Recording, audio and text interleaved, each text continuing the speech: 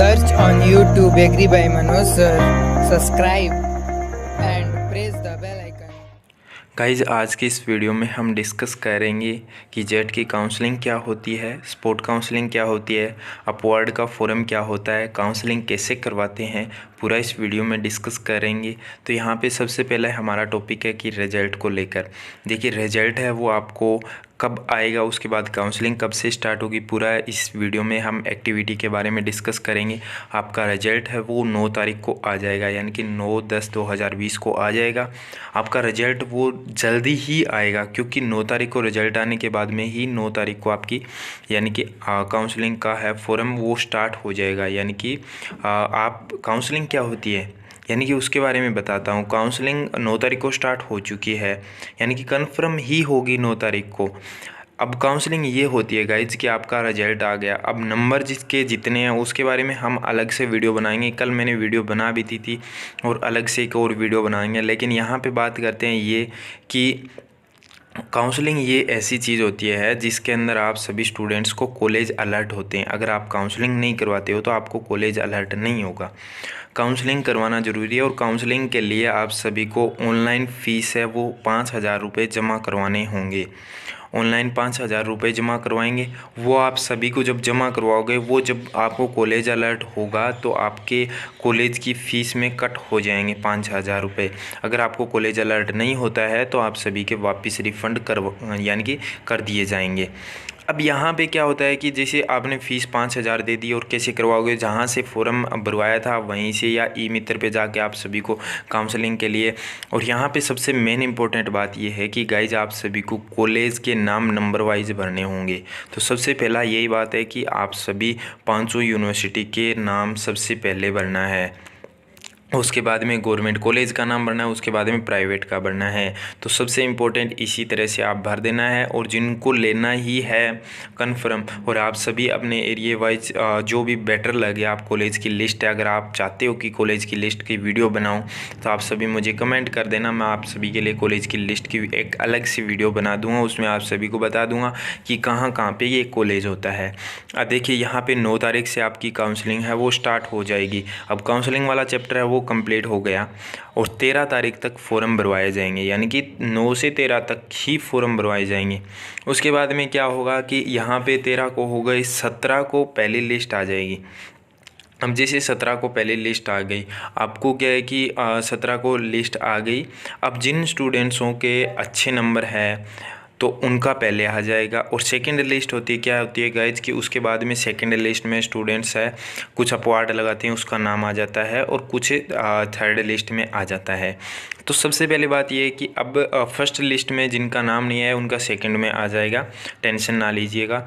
और यहाँ पे फर्स्ट लिस्ट आती है, उस लिस्ट में अपवार्ड का फॉर्म भी लगता है। अपवार्ड क्या होता है तो गाइज अपवार्ड ये ऐसी चीज़ होती है जैसे आप सभी ने कोई कॉलेज लिया था, जैसे आपने 5 यूनिवर्सिटी भरी, उसके बाद में और भी कॉलेज भरे हुए थे, उसमें से एक कोई प्राइवेट मिल गया, आप गवर्नमेंट लेना चाहते हो तो आप क्या काम करोगे, यहाँ पे आप सभी स्टूडेंट्स है जिस कॉलेज में एडमिशन हुआ है वहाँ पे जाओगे और वहाँ पे फ़ीस है वो जमा करवानी होगी। वहाँ पे जमा करवाने के बाद में आप सभी एक फ़ॉर्म वहाँ पे बोलना है कि हमें अपवार्ड का फ़ॉर्म लगाना है। आप अपवार्ड का फ़ॉर्म लगाते हो तो उस अपवार्ड के फ़ॉर्म में आपका जो कॉलेज मिला हुआ है उसके ऊपर वाला कॉलेज कौन सा है वो कॉलेज आपको मिलने के चांस होते हैं, यानी कि दूसरी लिस्ट में आपका कॉलेज नेम है वो चेंज हो जाएगा। यानी कि उस कॉलेज में आपका एडमिशन और फीस जमा है वो उस कॉलेज से दूसरे कॉलेज में अगर आपका सेकंड लिस्ट में नाम आता है तो उस कॉलेज के अंदर ट्रांसफ़र हो जाता है सब कुछ। देखिए अपवार्ड ये हो गया। अब बात करें स्पोर्ट काउंसलिंग क्या होती है। उससे पहले आप सभी को बता दूं कि देखिए पहली लिस्ट है वो यहाँ पे 17 को आई, 20 तक आपको डॉक्यूमेंट है अपने वो कॉलेज के अंदर डॉक्यूमेंट फ़ीस है वो जमा करवानी होगी। अब सेकंड लिस्ट आएगी 24 को, 24 के बाद में यहाँ पे 26 तक है आप सभी स्टूडेंट्स है उसके अंदर करवानी होगी, और 28 तक का कॉलेज रिपोर्टिंग है कंप्लीट हो जाएगी। उसके बाद में क्या होता है कि स्पोर्ट काउंसलिंग होती है। स्पोर्ट काउंसलिंग में क्या होता है कि स्टूडेंट्स है कुछ रह जाते हैं तो उनको क्या है कि जो भी कॉलेज अलर्ट होता है या कॉलेज अलर्ट नहीं होता है तो वो क्या करते हैं, आसपास के एरिया में कोई कॉलेज लेना चाहते हैं, या कई बार यूनिवर्सिटी खुद फॉर्म भरवा लेती है कि स्पोर्ट काउंसलिंग के लिए आप फॉर्म भरो। तो उसके लिए फ़ॉर्म वापस से भरे जाते हैं। और जिन स्टूडेंट्सों को, पहले बता रहा हूँ कि एडमिशन नहीं होता है गवर्नमेंट के अंदर, तो उनको प्राइवेट मिलती है। अगर वो नहीं लेना चाहता है तो वो 5,000 रुपये है वो लग गए हैं, तो वो वापस नहीं आएंगे। अगर आपको कॉलेज अलर्ट हो गया है तो, अगर नहीं कॉलेज अलर्ट हुआ है तो आपको वापस आ जाएंगे। अब यहाँ पे स्पोर्ट काउंसलिंग ये होता है कि अब आप जैसे ये मान लो आप कोई गंगानगर का रहने वाला हो और वो गंगानगर के अंदर ही कॉलेज लेना चाहता हो, जिस कॉलेज में लेना चाहता हो वहाँ पे आप सभी स्टूडेंट्स है उससे, उन कॉलेज वालों से जाके बात कीजिए, वो आपका स्पोर्ट काउंसलिंग में एडमिशन ले लेंगे सीधी सी, यानी कि वहाँ पे सीधा एडमिशन होगा। वहाँ पे डॉक्यूमेंट है वो अपने जमा करवाने होंगे। और या कई बार इसमें भी लिखा है आप सभी पहले आपका फॉर्म भरवाया जाएगा, उसके बाद में फॉर्म भरवाया ही जाएगा। मेन इंपॉर्टेंट ये है कि आपका 30 से 3 तारीख के बीच में स्पोर्ट काउंसलिंग के फिर से फॉर्म भरवाए जाएंगे, क्योंकि जो सीटें खाली होगी उनके नाम है वापस से दिए जाएंगे। उसकी लिस्ट है वो 6 तारीख को आ जाएगी, 6/11/2020 को आएगी। और यहाँ पे 9 तारीख तक आपका होगा और 11 तारीख 12 तारीख को आपकी क्लासें हैं वो स्टार्ट हो जाएगी। तो इस तरह से स्पोर्ट काउंसलिंग है वो कंप्लीट होगी।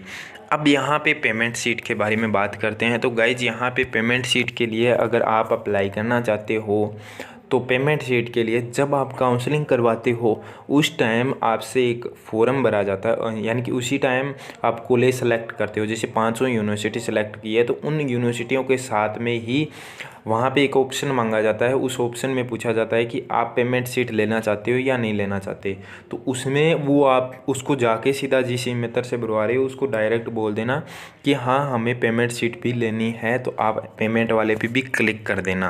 क्योंकि कई बार गवर्नमेंट यूनिवर्सिटियों में पेमेंट सीट होती है तो वहाँ पे आप सभी वो क्लिक कर दोगे तो कई बार पेमेंट सीट में आपका एडमिशन है वो हो जाता है। तो वहाँ से पेमेंट सीट होती है। और कई बार देखिए जब मैंने एग्ज़ाम दिया था, काफ़ी साल पहले दिया था, तो उस टाइम डायरेक्ट एडमिशन हो जाता था पेमेंट सीट पे। लेकिन अब सारा ऑनलाइन वाला सिस्टम है तो सारा ऑनलाइन ही होगा। तो आप सभी पहले फॉर्म भरने से पहले पूरा डिस्कस है वो कर लेना, और कोई भी किसी प्रकार का डाउट है वो आप सभी इसमें मेरे पास में कर देना। अब मेन इम्पोर्टेंट ये बात रही है कि नंबर को लेकर, कि नंबर कम है या ज़्यादा है तो एडमिशन होगा या नहीं होगा। तो उसके लिए आप प्यारा से एक लाइक कर दीजिए। मैं आपके लिए नेक्स्ट वीडियो लेके आऊँगा, उसमें आप सभी को बताऊँगा, क्योंकि लाइक से मुझे पता चल जाएगा कि हाँ इतने बंदे इंटरेस्टेड है इस वीडियो को लेकर कि कम नंबर वालों को कॉलेज गवर्नमेंट मिलती है या प्राइवेट मिलती है। और दूसरा मेन इंपॉर्टेंट पॉइंट ये है कि प्राइवेट कॉलेज वालों को कोई दिक्कत तो नहीं है ना आगे आने वाले टाइम के लिए। तो उसके लिए एक वीडियो आई जाएगी, ज़्यादा अपने बातें नहीं करेंगे। तो मिलते हैं नई वीडियो के साथ, नई अपडेट के साथ। जय हिंद, वंदे मातरम।